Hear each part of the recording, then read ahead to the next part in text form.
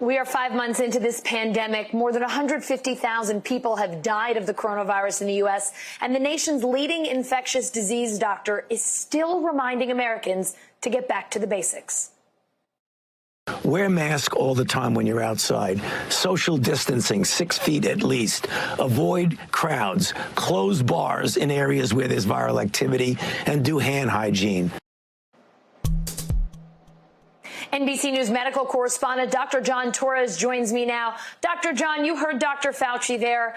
Last night, the president retweeted a video of a doctor who said you don't need masks to prevent the spread of the coronavirus. You and I have talked for months now about what people can do and should be doing to protect themselves from COVID-19. In your medical opinion, what are the most important things that people should be doing at this stage of the pandemic? And Allison, you and I have talked about this continually, and this is what the science is showing. And granted, initially early on, there was a bit of confusion as to what you needed, what you didn't need, what worked, what didn't work. But that's because the virus was such a new virus. And we've certainly learned over these last few months. And what we've learned are the 4 big things that everybody needs to do to keep this pandemic under control. Wear masks, social distance. That 6 feet is very important. Don't go out in large groups. Most experts say 10 or less people. Try to be outdoors versus indoors, and then lots and lots of hand hygiene. So those 4 things are the key to keep this pandemic under control. And I know a lot of people are coming forward saying, hey, I'm an expert. I don't believe in those things. I've seen people not use those things and be okay. That's not what the science is showing. And granted, initially, that's not what we knew, but now we know this 6 months in. Studies are showing us over and over again that those 4 things are key. Dr. John, in the video that President Trump shared on Twitter, it's a video that Twitter has deleted, by the way, that doctor also said that the coronavirus has a cure: hydroxychloroquine, zinc, and Zithromax. What do we know about hydroxychloroquine and this drug cocktail that this doctor mentions? First and foremost, bottom line, this is not a cure for coronavirus. There is no cure for coronavirus at this point. It's exactly coronavirus, if you think about it, is one of the viruses that causes the common cold, among other things. But back in January, it morphed, it mutated into causing what we have now, this pandemic, which is causing deaths among cases as well. And so looking at the common cold, we can't figure out a cure for the common cold. And that has been around for hundreds and hundreds of years. We're talking 6 months into coronavirus here, the COVID-19, which we certainly don't have any cures for that. Hydroxychloroquine early on was showing some indications that it might help, but studies since then have shown it doesn't really do much. It doesn't seem to help, and it does have some side effects that can make it dangerous for some people. And so looking at that risk-benefit ratio, it doesn't work. The benefits are not in your favor. The risks are certainly there. In that combination, hydroxychloroquine, zinc, and Zithromax, that was looked at as well. Initially, early on, if you remember, they were talking about hydroxychloroquine and Zithromax being the combination. That caused even more heart problems. Adding zinc to it doesn't seem to help as well. And so, again, this is not a cure, but this is certainly something that some people are touting, especially in the fringes of science. But science itself is showing that this combination and these individual drugs do not work. Dr. John, Dr. Fauci and Dr. Birx both say that states with outbreaks will need to reverse their openings. If we do see a second wave, do lockdowns need to be even more restrictive then?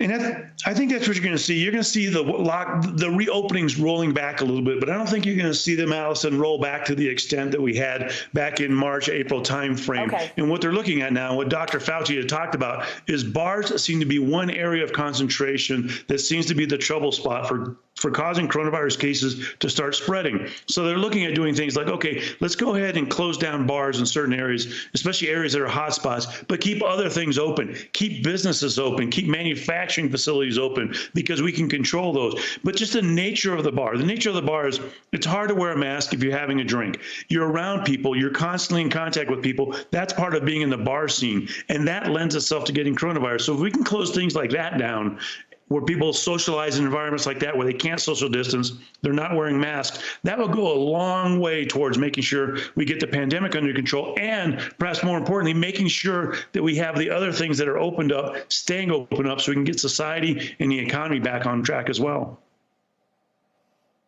Dr. John, let's talk about schools. A lot of concern about reopening the schools. Some countries overseas, some states in the U.S., though, have already reopened. What should we be looking at and learning from when we look at places that are open already? And if you look at the countries and the states that have reopened and the ones that have done this successfully versus the ones where they've had to roll back that a little bit, part of the combination here, part of the equation that's working is, number one, making sure you're not in a hot spot, making sure you're not in an area where there are a lot of coronavirus cases, because that means that these children have coronavirus as well. Take it to the school and it can spread from there to the faculty, the staff, and their families.